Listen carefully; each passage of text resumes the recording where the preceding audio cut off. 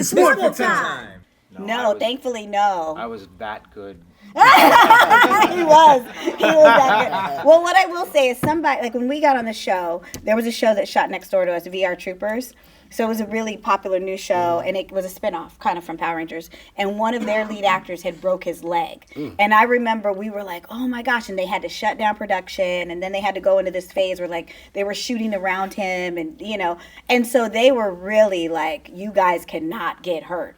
And you know, and so was so the stunt team really was like awesome. They made sure. I know in the beginning we hear these horror stories that they went through all this stuff, and I was like, I'm so glad I wasn't in season 1 because I would have died. I'm a soft girl. I don't want to be in no dangerous situations. I want to pretend I'm tough. It's surprising that none of us really got injured. I mean, Tweet hurt her leg. She hurt her leg in an episode, and then she had to be tender on herself. Like she hurt her knee, I think, in an episode. But we were put in positions to do crazy things. We did a live show at Universal Studios, brought out 30,000 people to the park in a day. Sold out 6 shows in an amphitheater where Michael Jackson would perform.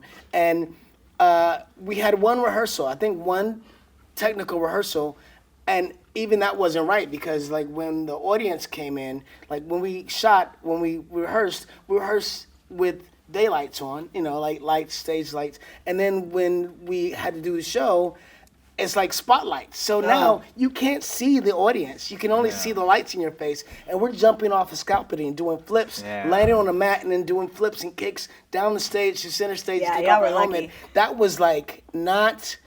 It was weird. It was because you shouldn't have been doing that. We shouldn't have been doing that. And fortunately, we made it work. I mean, Austin St. John, who is a bit of an adventurer, he wasn't the biggest gymnast. Amy Jo was a gymnast. David was a gymnast. Austin was a martial artist. He wasn't a gymnast. He was learning. And he decided, I'm going to do a backflip off the scaffolding to the mat below. And he didn't know how to do that. You know? But he did it anyway. And he'd do it. And he, like, if he overdid it, he could have broke his neck. But he like kind of landed and then roll out of it, and it made it work. But it was like we were pushing ourselves. It's Spanish because it's like it sounds like a telenovela, and I'm like, who are these people? It's like it's Power Rangers, and everybody talks like that, even the women. And I'm a teenager, and it's like this grown woman. It's hilarious. I was in the Dominican Republic in Santiago, and these kids found out I was there. So I was staying at my friend's house, and at 6 a.m. in the morning, there were kids outside the house going, Zach. They were calling me, and I'm like, oh my God, these kids are out early like birds. And so finally, I go outside to go say hello to these kids, and they're speaking to me in Spanish. So my friend goes, hey, slow down. He doesn't speak Spanish. They're like, what do you mean? He speaks Spanish every day on TV. I'm like, what do I say about that? Hola, amigos. That's all you got. That's hilarious. To see it like in German and see it in Portuguese and stuff, it's pretty funny. Hilarious. Well, we filmed in Australia. That was pretty cool. That was it was amazing. They took us a few different places. We were in like Sydney, but then we were in like the Gold Coast, Kiama as well. So. I always say it was like an adventure within an adventure because we were super young. So it was like that was the first time I'd been out of the country. That was the first time I had to get a passport. So for me, it was like, and we were there 6 months. So we lived there. So it was like, I'd always dreamed of living somewhere else outside of America, and we got to do it. So Australia's probably number one.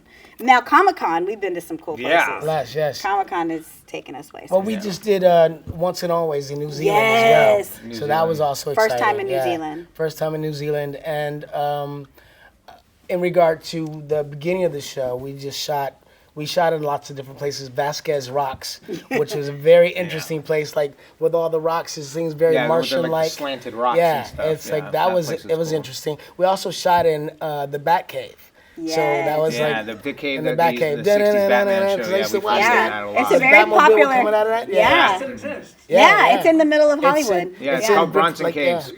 Bronson Caves. Yeah, Bronson Caves is right in the middle of Hollywood. It's they in told us Griffith Park. this is the Batman cave. I was like, wow. I know. I was like, look at that. This is where the Batmobile came out. That's crazy. Yeah, sure was. Yeah, all those locations. Our first episode was we were in there. Yeah. We were trapped in Bronson, and I thought they were trying to kill us because that episode we were in a triathlon, so we had to swim in this river that said no swimming.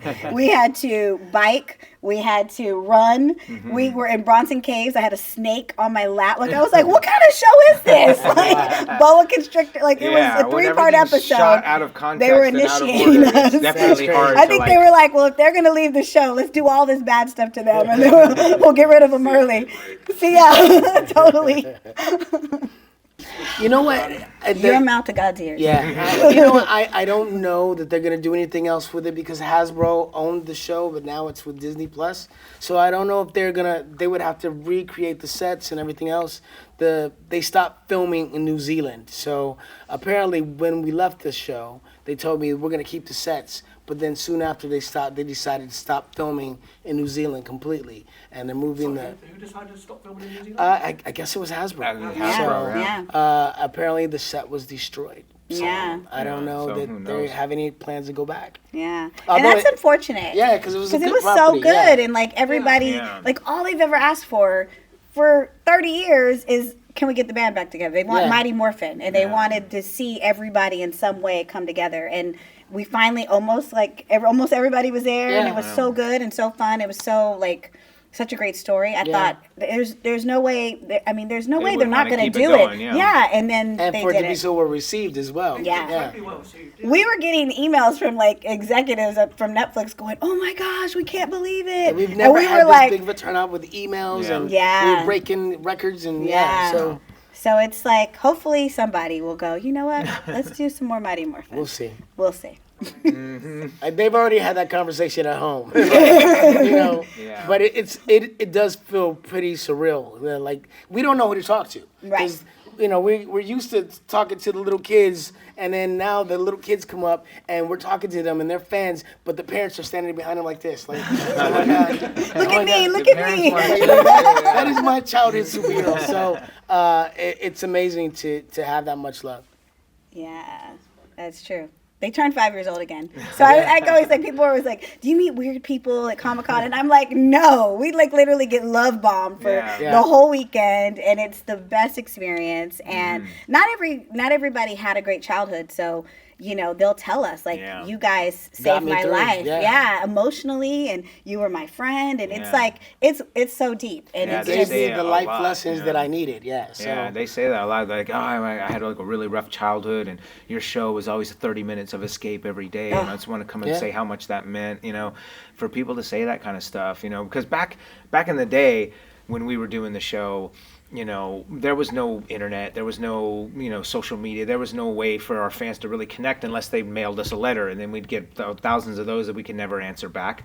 And anytime we ever met the kids, they were too shy to say anything to us. They'd hide behind their mom and cry. You know, only now, once we've started like having this, you know, connection where we get to see each other face to face, are they able to articulate what it really meant. And now we were able to really see. So it's actually really, you know, cool for us too. You know, it's the best. The other thing before is we were so isolated with it. Yeah, we were. The show gave, well, we did a lot of PSAs. And so with those PSAs, we were teaching kids to be the best that they could be. So that was one of the great things I loved about Power Rangers, about the fact that we actually inspired kids to be the best version of themselves so they could one day be a Power Ranger and be chosen as a teenager with attitude. So, you know, from our characters, that we learn like lessons from our characters. I don't know. I would say the majority of the Power Rangers that I've known or have grown to know over the years are quality people. And so I find that a lot of the characters you find in the characters come from the people. Like Zach, my character Zach was protective, very protective, especially over women. The other two girls were, in any situation, Zach was going to step up first because you got to go through me to get to them. But they were powerful enough to go, that's all right, Zach, we got this, you know? So I know that in that sense, I guess, a lot of the things that the actors bring it to the character, you know, rather than the character bringing it to us. Yeah, because we were so young. So I think when we brought our, like, you know, when you're learning how to act, you try to make it as natural as possible. And so I was a teenager. I had attitude. Like, it was like, that wasn't very far-fetched. I had graduated high school. And so I try to keep it as normal as possible.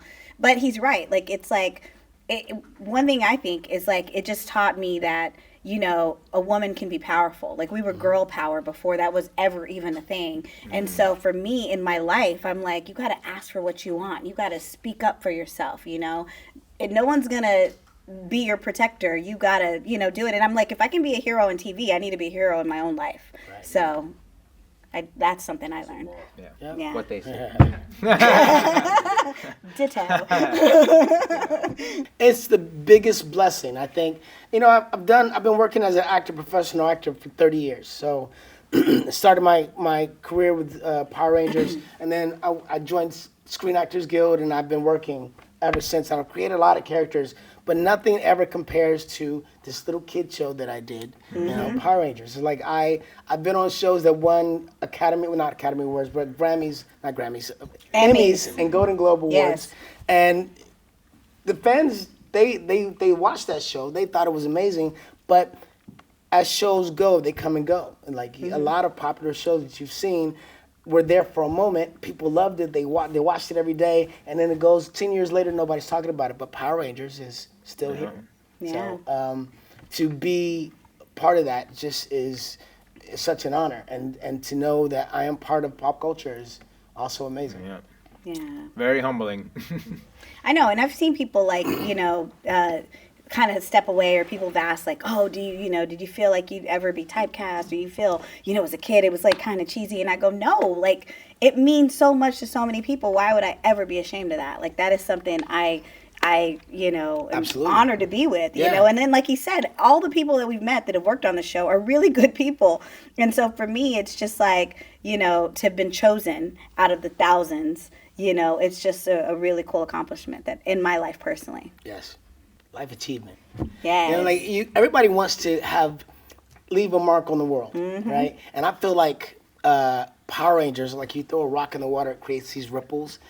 Power Rangers did that around the world. It created all these positive ripples around the world because the message that came from the show was, like, they called us teenagers with attitude, but we weren't teenagers with attitude because we were delinquent. We were confident. We were the best at what we could be, you know, and when we came together, we made an amazing team. So I love that. Yeah. And I think like just losing Twee and currently losing Jason, Frank, right. It really just shows, like one thing I was like, we were obviously devastated when we lost Jason, but it just showed like what a legacy he left behind. Like I was like, wow, like, I mean, if you're going to leave your mark in the world, he did that, you know? And so for me, I'm like, I'm just proud to be a part of that. I'm proud to be a part of something that has touched people so deeply. Yeah.